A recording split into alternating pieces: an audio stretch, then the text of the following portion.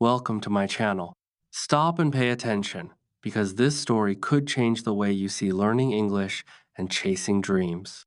At 19, Ayan stood in front of his mirror, holding an old notebook, trying to speak one full English sentence without fear, but the words came out broken, stuttered, and weak. He lived in a small town where English was considered a symbol of success, confidence, and opportunity. But for him, it felt like a mountain too steep to climb. His dream was simple yet powerful: to speak English fluently, study abroad, and make his parents proud. But every attempt brought shame, laughter, or correction from classmates and teachers who had no patience. At home, his father worked long hours and rarely noticed his struggle, while his mother whispered encouragement without understanding the depth of his fear. One evening, after seeing his latest English test covered in red marks, Ayan sat alone, feeling hopeless, thinking maybe he simply wasn't meant to succeed.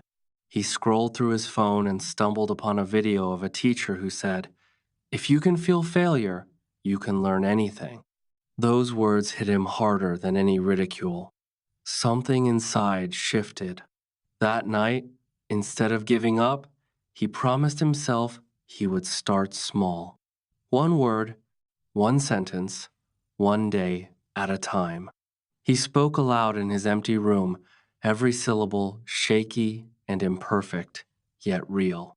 That small act of courage, unseen and quiet, became the first spark of a journey that would test his patience, break his pride, and eventually transform him in ways he could never imagine. Chapter 2. The next morning, fear still lingered, but determination pushed Ayan out of bed. He did not magically become confident, and his English remained weak, but his commitment was now stronger than hesitation. He searched online for free lessons and discovered Mr. Daniel, a retired teacher whose calm, patient style made English feel approachable for the first time. Mr. Daniel emphasized that mistakes were not enemies but stepping stones. Ayan watched each lesson repeatedly, pausing and repeating every sentence until his tongue and lips ached. Friends mocked him relentlessly, calling his hours wasted, but he ignored them. Loneliness weighed heavily at night, yet moments of small encouragement sparked hope. One evening, his younger sister brought her homework and asked him to read an English story together. They stumbled over words, laughed at mistakes, and slowly completed the passage. "You're getting better," she said softly, and that simple acknowledgement felt like a medal. Motivated, Ayan wrote new vocabulary on sticky notes, practiced speaking aloud while walking, and listened to English every chance he got.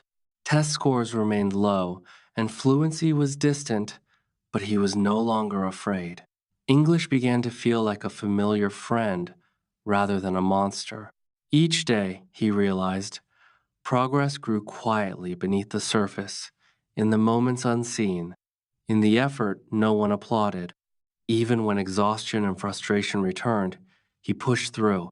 His small steps slowly built confidence, and the journey began to feel alive with potential, promising that the next day could be different if he stayed consistent, focused, and brave. Chapter 3. Weeks passed, and the struggle became sharper. Ayan could understand English better, but speaking aloud remained terrifying. One day in class, the teacher asked him to read a paragraph. His heart pounded, palms sweated, and his mind froze. He stood and tried, stumbling over every word, pausing for too long, hearing snickers from some classmates. Shame burned through him, and he rushed back to his seat, wanting the floor to swallow him. That night, he locked himself in his room, almost convinced he should quit, questioning whether he had the strength to continue. His mother knocked quietly and told him stories of his father learning to ride a bicycle, falling repeatedly but never giving up. Her words lingered.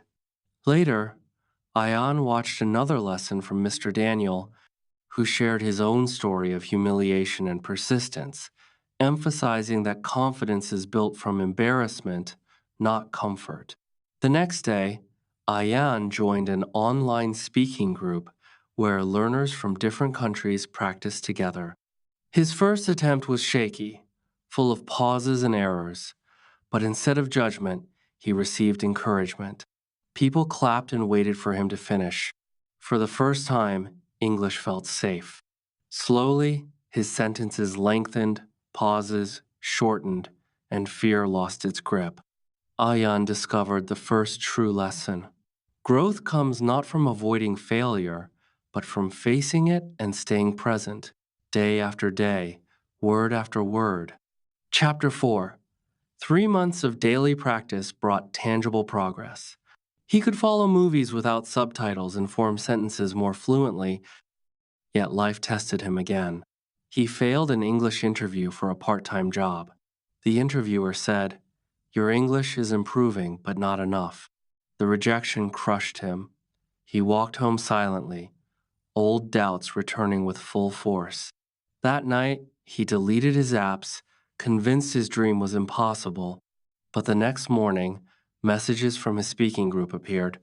"Where are you? We miss your voice." Tears blurred his vision. Someone believed in him. He returned to practice with renewed energy, recording his voice, correcting pronunciation, writing short stories, and engaging in real conversations. His father noticed the discipline and said, "I am proud of your effort, not your results." Encouraged, Ayan applied for another interview a month later. This time, he spoke slowly, carefully, and confidently, making mistakes but not freezing. He got the job. The success wasn't perfection, but resilience. He realized failure was never a wall but a teacher shaping his path. Chapter 5. The job brought new struggles, fast-talking customers, heavy accents, and exhausting shifts. Some days felt unbearable. One customer shouted at him for a minor mistake, and old fear returned. But Ayan did not quit. He asked questions, listened carefully, and practiced at night harder than ever before. Mr. Daniel's words echoed, "Consistency beats talent." Months later, a new employee joined, terrified of speaking English. Ayan recognized himself in that nervous face and helped patiently, guiding him through pronunciation, correcting mistakes kindly, and encouraging confidence. He realized English no longer controlled him. He controlled it. He applied for a scholarship, writing the essay himself, pouring years of effort into every word.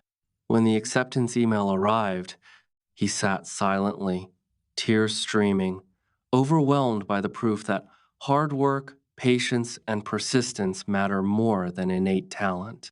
His family celebrated, proud beyond measure, and Ayan understood that English had become more than a skill. It was a gateway to opportunity, growth, and empowerment. Chapter 6. Today, Ayan speaks English fluently, not perfectly, and continues to learn every day. He remembers every humiliation, every failure, every moment he wanted to quit. Those moments are no longer burdens, they are trophies of growth. If you are watching this, feeling fear, hesitation, or doubt, remember that starting small, failing openly, and practicing consistently is more powerful than innate talent. Confidence does not arrive before action. It is earned through daily effort, courage, and persistence.